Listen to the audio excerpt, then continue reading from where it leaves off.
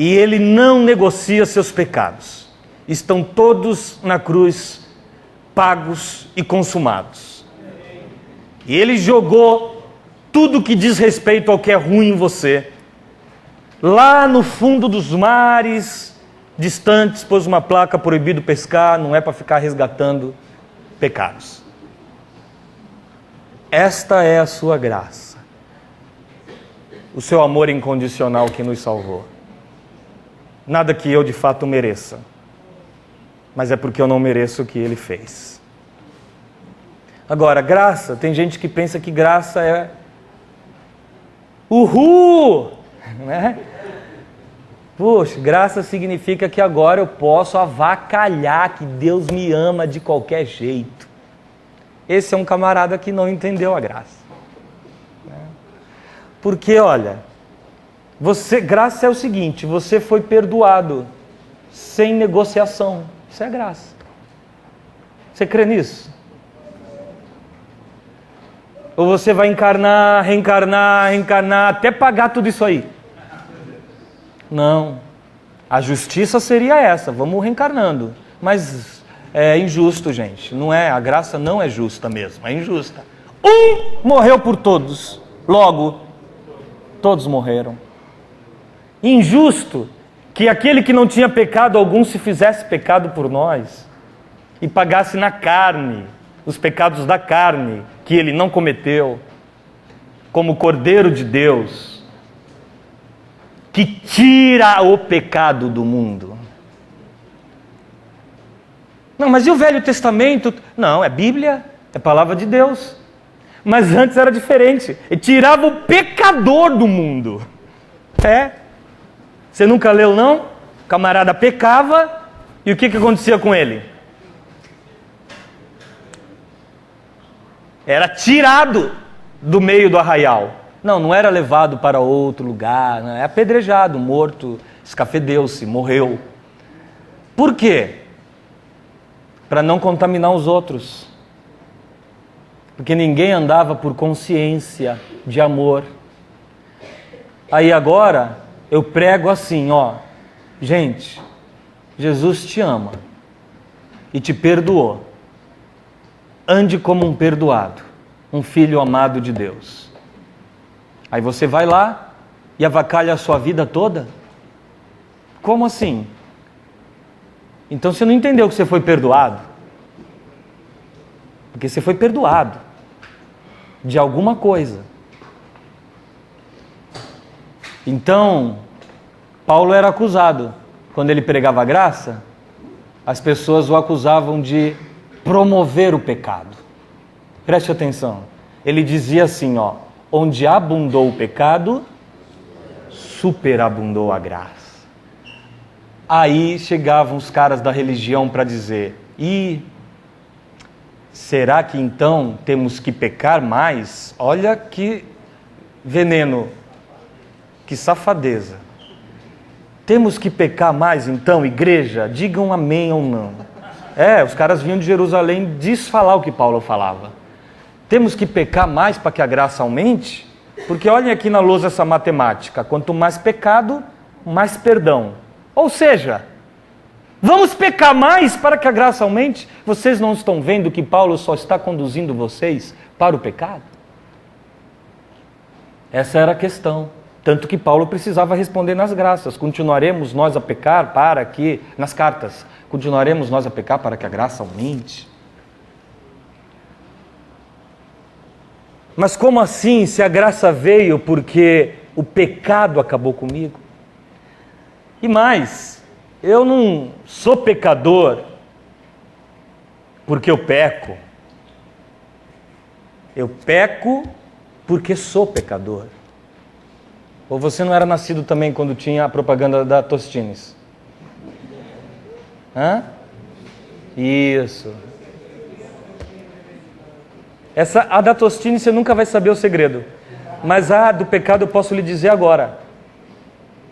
Você não é... O Tostines rende mais porque é fresquinho ou é fresquinho porque rende mais? Eu não sei. Um dia a humanidade vai descobrir. Porém, uma coisa eu sei. Eu Eu não sou pecador porque eu peco, não. Eu peco porque eu sou pecador, minha essência é pecadora, é venenosa, é de víbora. Eu me faço mal, eu tenho poder de me destruir e de destruir os que ao redor de mim estão.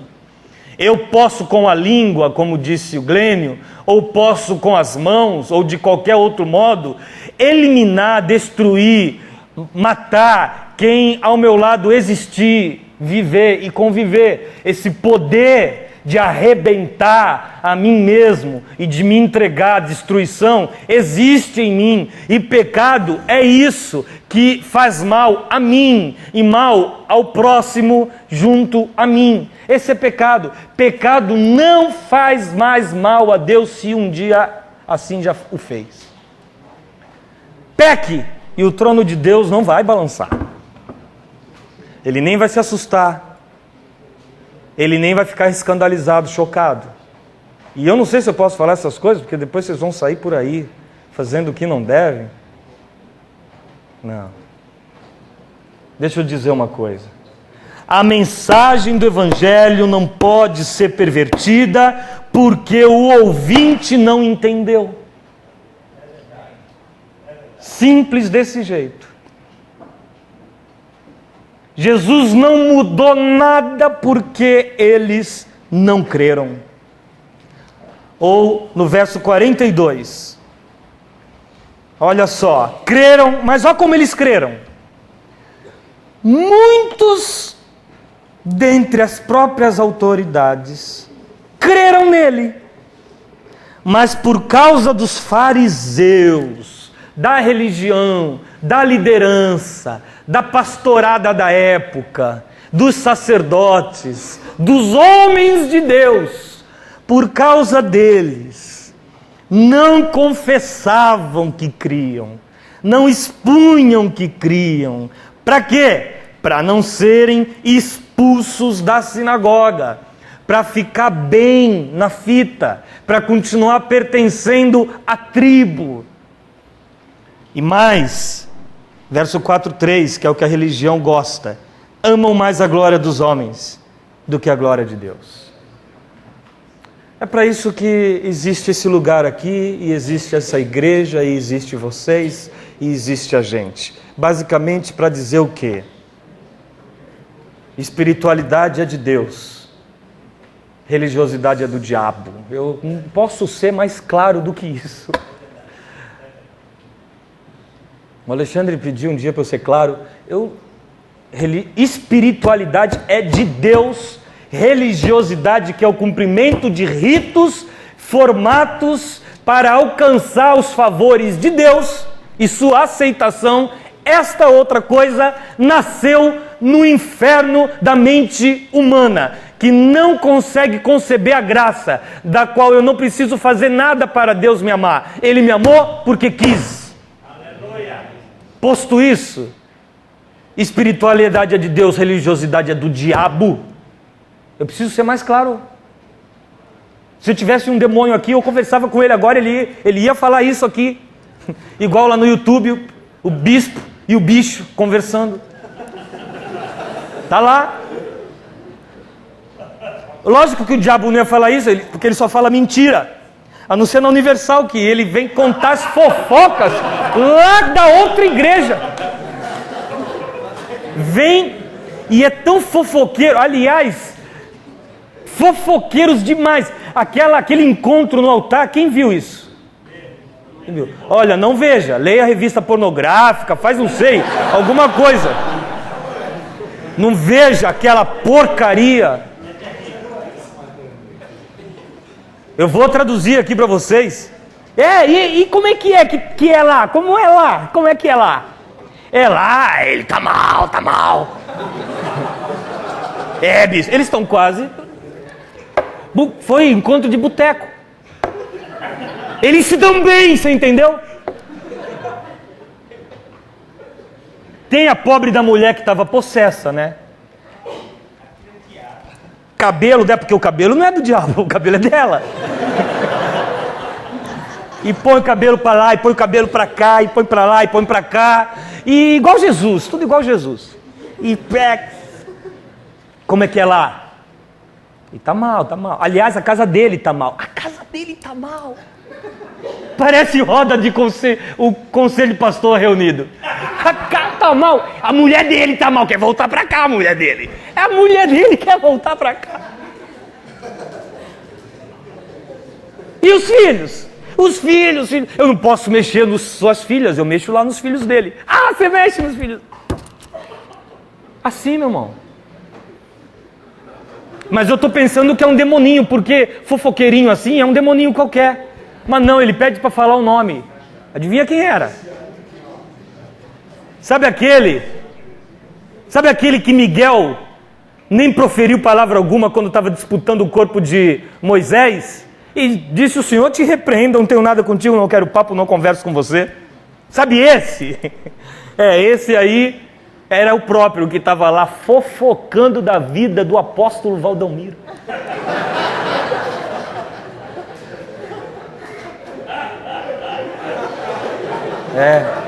A gente tá rindo. A gente tá rindo. A gente tá rindo, mas tem um monte de serzinho amado de Deus, escravo dessa ignorância, pensando que aquilo é de Deus. Tem um monte de gente ali, escrava dessa religiosidade, desse teatro, ouvindo em nome de Jesus as piores atrocidades. Nós estamos bem, nós estamos aqui. Aqui, não é que nós estamos bem, mas nós estamos bem melhor que eles. Mas eu não me conformo. Não é com o pessoal do mal que eu não me conformo, não. É Lúcifer, porque era o bispo e Lúcifer. Depois o bispo teve que expulsar o colega e acabou o papo. Não, acabou o assunto. O assunto serviu só para poder instituir o revide que a Universal precisa fazer no primeiro movimento evangélico que tem, de alguma forma, tocado neles. E, conforme ontem me disse alguém, já 17% da receita do Império Universal foi diminuído, perdeu, acabou. Diminuiu 17%. Então, manter toda a estrutura que se mantém é difícil. E ainda o povo fica debandando para o outro, saindo do que é universal e indo só porque é mundial. Aí não dá. Tem que revidar. Vamos lá, vamos fazer as coisas. Começa fazendo o que sabe, entrevistando o diabo.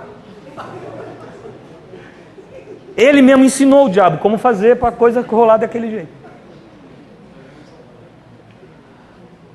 Agora, eu com isso aí não me choco, não me escandalizo, não me preocupo.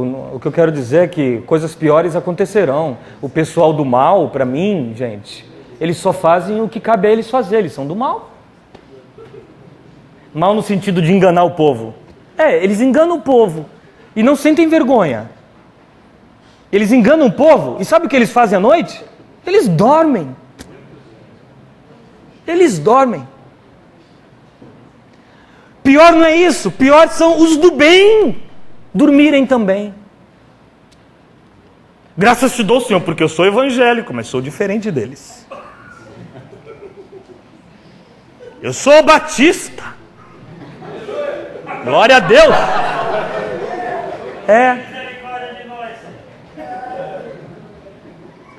Eu não compactuo com isso, eu não tenho nada a ver com isso. Eu não sei se você sabe, mas são eles que te representam diante da sociedade, do mundo, da mídia. Ou quem te representa está na TV, tanto tempo quanto eles estão, fazendo aquilo que você não vê que em Cristo se faz. Eles que são evangélicos, não é você não. Se você é evangélico do evangelho, eles não são. Agora, se eles são evangélicos e esse evangélico é aquilo, é você que não é. O que eu quero dizer é que se você não reage contra opressão, disse o bispo Desmond Tutu, você já escolheu de que lado você está.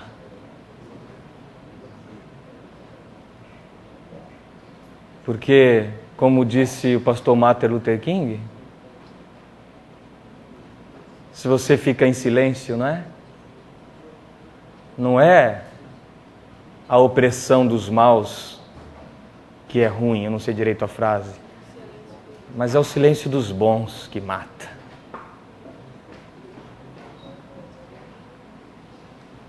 Não tenha pudor, não. Você encontrou um jovenzinho que finge que não está sofrendo dentro dessas estruturas de amarração? Sai da Babilônia, povo meu. Você está entendendo? Não existe ética. Não existe essa ética que você pensa que existe. Esse corporativismo nocivo, maligno, diabólico, que afasta as pessoas de Deus. Ou você acha que Jesus tinha pactos com a sinagoga? Jesus já construiu uma sinagoga? Chegou e disse, vamos reconstruir o templo de Salomão? Não. Ele pregava na sinagoga, até não conseguir mais ser ouvido, até os ouvidos deles não aguentarem mais, até ele ser expulso de lá. É assim que acontecia. O tempo todo.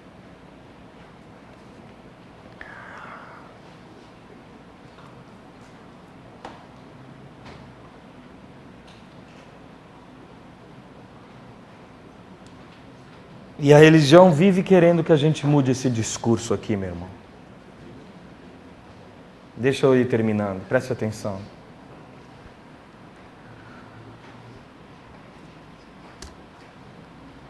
Jesus estabeleceu a lei da atração.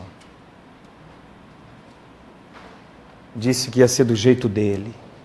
E toda hora mandavam Paulo calar a boca e não falar as coisas que falava. E Paulo dizia, não, eu prego a Cristo e este crucificado. E vai ser assim que vai ser. Agora, quando for levantado, seja judeu, seja grego, seja quem for, todos serão atraídos a mim. Há, contudo, uma personalização dessa coisa toda. Quando eu estou dizendo todos, eu estou falando com todo mundo. Mas como é que eu faço para falar só com você, só com você? Basta você continuar o verso, onde está escrito, no 44, que é logo seguida, e Jesus clamou dizendo, agora ele está falando de gente, de pessoas, quem crê em mim, crê não em mim, mas naquele que me enviou. E quem me vê, a mim, vê aquele que me enviou. No verso 47 ele diz, se há alguém,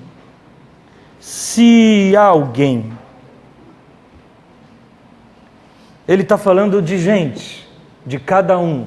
Ele está personalizando o poder de sua atração. Você está me entendendo? Ele está personalizando. Ele está falando de você. De você eu estou dizendo de sua história. Já não estou falando da história dele na cruz, eu estou dizendo da história da cruz na sua vida. O que é que ele usou para que a cruz um dia te atraísse na sua vida? Ontem o pastor disse aqui que a melhor coisa é pregar o evangelho para necessitado. Na minha vida, Deus me fez sentir-me muito, muito, muito dele necessitado. Mas quais são os processos pelos quais ele te atraiu? Você. Sua história, seus anos de vida, mesmo de seus pais, de seus avós, foram movimentos divinos no sentido de te atrair na direção da cruz dele, que pagou tudo o que você devia. E eu não estou falando da história da humanidade. Eu estou falando da sua história. Da sua. Você é uma história que tem nome, que tem data de nascimento, que tem registro. Você que existe como indivíduo, como ser, como filho, como criatura. Você. O que Deus já fez para te embolar com Ele? Porque aquilo que Ele fez num contexto cósmico, universal, como o Cordeiro de Deus que tira o pecado do mundo, Ele fez também, Ele faz dentro de cada um de nós, por seu Espírito, quando faz com que nossa vida fique necessitada do Evangelho de seu perdão. O que Ele fez? Eu quero oportunamente, hoje não dá tempo, contar as coisas que Ele fez na minha vida. Por que caminhos me levou. Como me esmagou. Como que Ele me encurralou. Como que Ele permitiu que acontecessem coisas que não podiam acontecer. Que não deviam ter acontecido. Sob o ponto de vista humano, aquilo não era para ter me acontecido. Contudo, aconteceu. E hoje tem uma explicação. É o poder e a força de sua atração. Porque felizes são os que sentem fome e sede de Deus. São saciados. Mas tem aqueles que não se sentem carecidos de Deus, necessitados de Deus. Isso é muleta para os fracos. Você já ouviu essa expressão? Quando o cara fala isso para mim, eu concordo plenamente. Você discorda? Eu concordo. Eu sou fraco. Eu sou fraco. E não é uma muleta, não. É a cadeira de rodas toda. É o colo. Eu concordo. Marx disse que era o ópio do povo. É verdade mesmo também, no que me diz respeito, ele me embriaga. Por seu amor. Concordo. Deus vai dar um jeito de você ser carente dele. Vai. Vai. Pedro se encontrou com ele assim, numa pesca milagrosa. Não estava dando nenhum peixe, e aí Jesus precisava de um barco para pregar distante da população, do povo todo, para poder ser ouvido por todos. Pegou o barco da empresa pesqueira do pai de Pedro, usou para pregar, depois devolveu, disse, vamos pescar. Ele disse, não tem nada para pescar hoje é um dia ruim. Não, vamos, lancem a rede aí à direita. Ele lançou a rede à direita, colheu centenas de peixes. Quando viu aquilo, ele que era bronco, não frequentador da sinagoga, iletrado como mesmo se classificou, um cara que era assim como um caminhoneiro é hoje, era um pescador naquela época, um cidadão que não tinha muitas complexidades intelectuais, muitas angústias na alma. Ele era um cara que era assim, do prato, a boca, da boca ao prato, chegava em casa muito cansado, depois de comer ia para a cama, levantava, ia trabalhar, a vida era o mar, e tudo era simples, um dia pesca, outro dia não pesca. Ele não tem nada a ver com as questões da religião, dos profetas, se o Cristo haveria de vir, se não haveria de vir, como é que é a coisa. A vida era aquela ali, debaixo do sol. Mas quando ele viu que o milagre aconteceu, ele, nossa, isso aqui é um milagre. Então deixa eu já avisar para ele que eu não sou o cara. Deixa eu já correr avisar para ele. Foi isso que Pedro fez. Pedro saiu correndo na direção de Jesus. Fez como aquele camarada que na hora de comemorar o gol, vem e chega arrastando o joelho assim. Foi assim que Pedro chegou. Correu, chegou arrastando o joelho, ficou de joelho, não olhou para a cara dele e disse, afasta-te de mim. Não vem. Afasta-te de mim, porque eu sou pecador, não sou exatamente o tipo de gente que vai comungar dessas coisas que você está fazendo. Afasta-te de mim, porque eu sou pecador. Não vai fazer isso aí na sinagoga, os caras lá ficam falando de Deus o tempo todo. Aqui é lugar disso aqui que você está vendo. Afasta-te de mim, eu sou pecador. Aí Jesus gostou, você entendeu? Jesus gostou. Falou, já era. Ô Pedro, já era. Você vai pescar muito mais. Você vai jogar sua rede e vão vir homens. Você vai ser pescador de homens. Ah, não, afasta-te de mim antes que eu me apaixone por ti.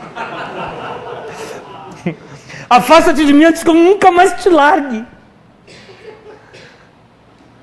Ele não queria olhar para aquele Jesus que encantou o pescador.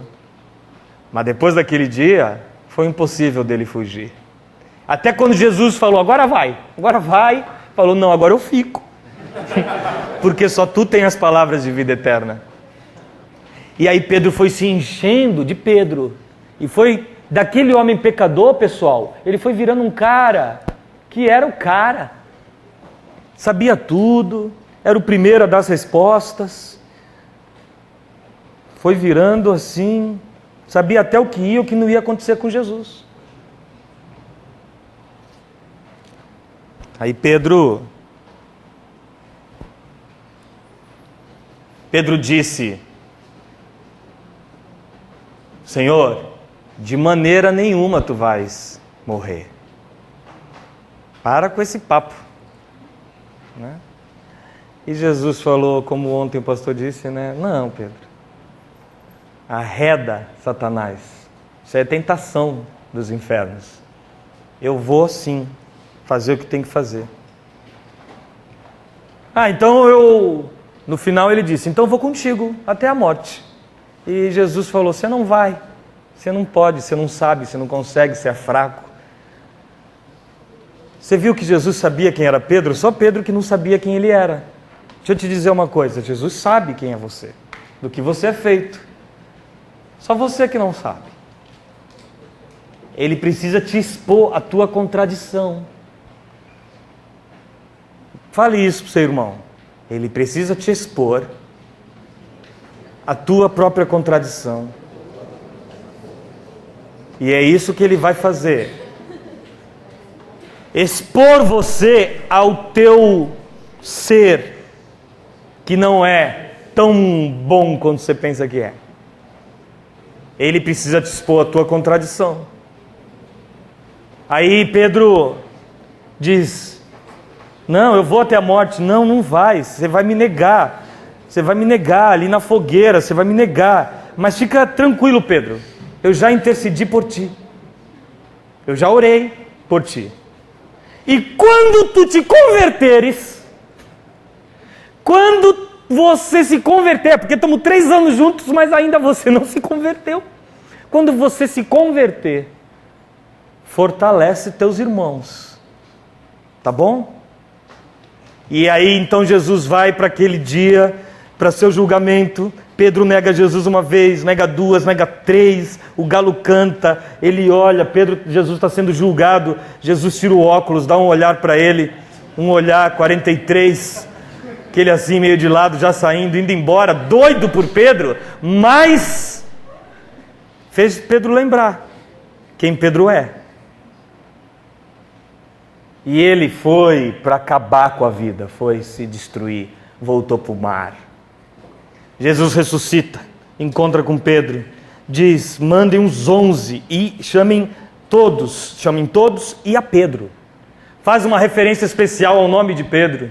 E ele vai, prepara um churrasco na praia, e então eles estão todos pescando. Jesus disse, lancem a rede ali. Eles, não tem peixe, lancem, sob tua palavra, sei lá quem você for, nós vamos lançar. E aí lançaram a rede. Veio muitos peixes. Pedro falou, já vi essa história acontecer 3 anos atrás, a mesma história aconteceu, é o Senhor, só pode ser o Senhor. Pirei, mas ele ressuscitou.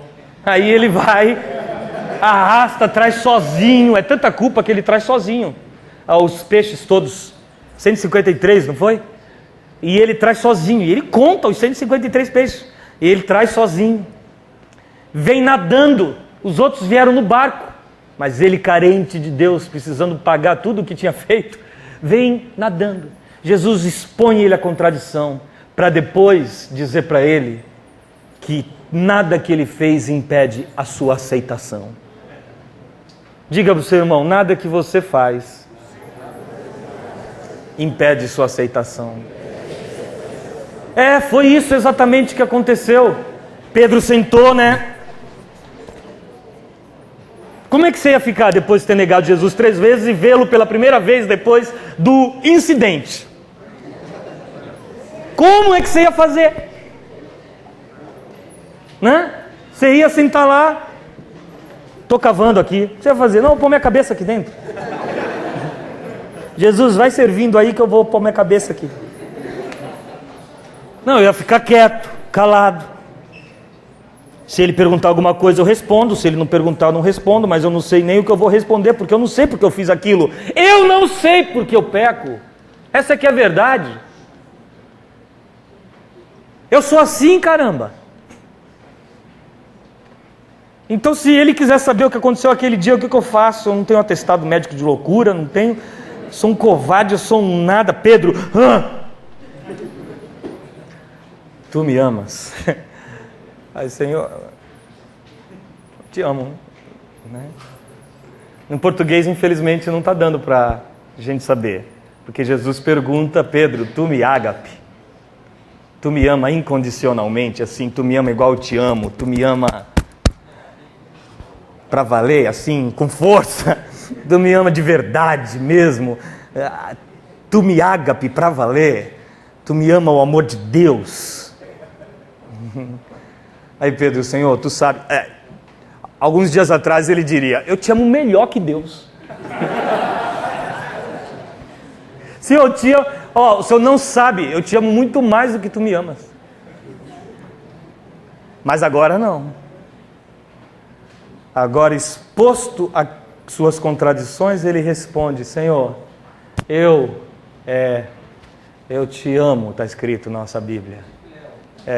Mas é outra expressão de amor que Pedro usou. Ele usou a expressão filéu, que é o amor fraterno, de amizade, condicionado ao que o outro faz ou deixa de fazer. Tu me ágape, Senhor, eu te filéu. Pra caramba, mas eu só te filéu. Jesus volta a perguntar de novo enquanto eles comem o peixe, Pedro, tu me ágape? Aí Pedro diz, Pedro pensa, nossa, eu queria muito dizer que amo, mas... Senhor, vamos fazer assim, eu te curto paca, sabe? Olha que conversão à realidade de quem é.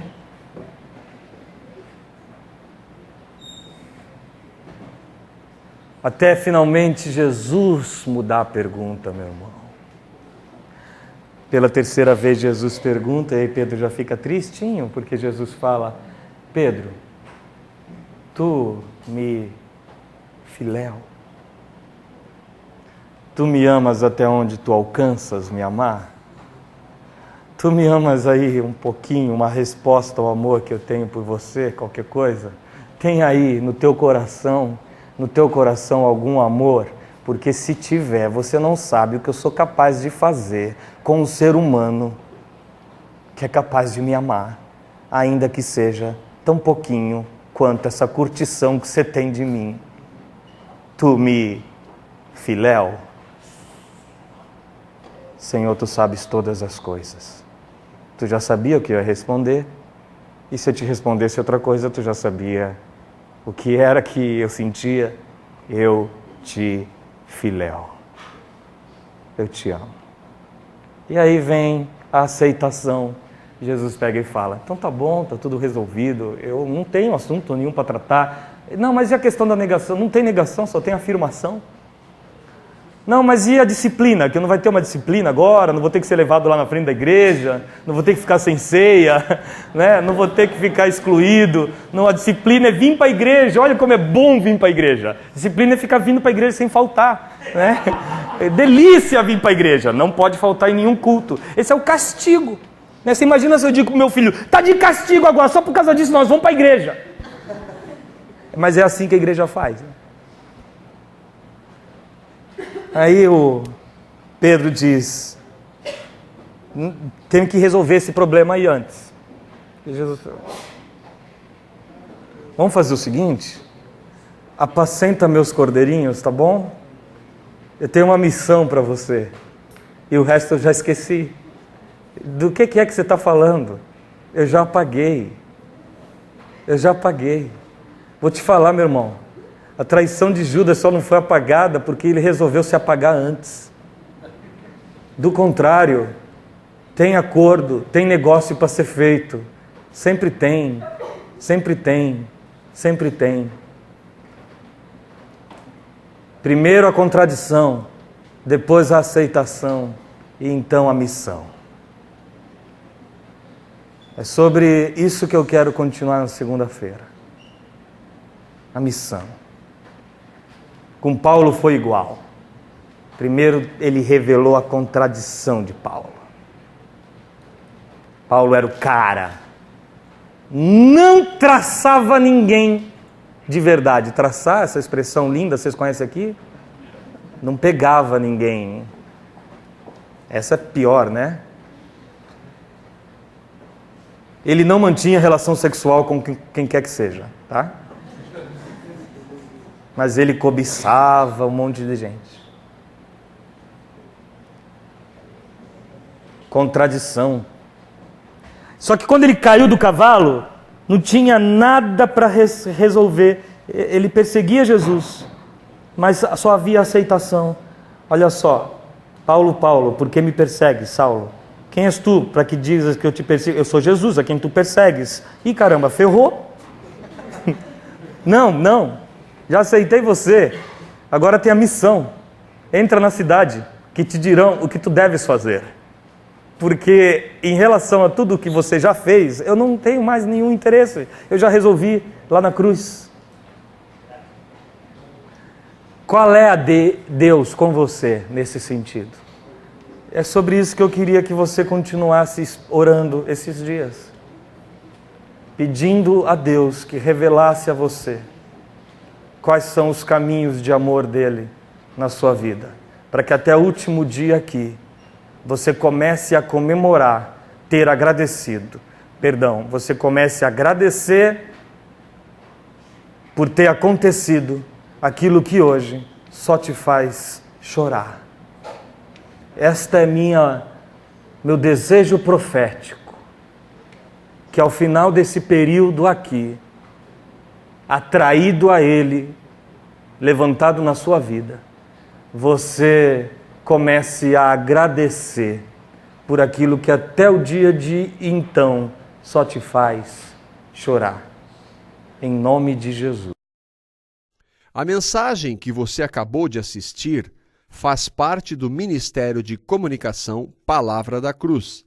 Temos um grande acervo de estudos bíblicos em áudio e vídeo. Distribuímos também, gratuitamente, o jornal mensal Palavra da Cruz. Entre em contato conosco pelo fone fax 0 operadora 43 3322 3037 ou pelo e-mail com@palavradacruz.com.br. Visite-nos também pelo site www.palavradacruz.com.br. Graça e paz.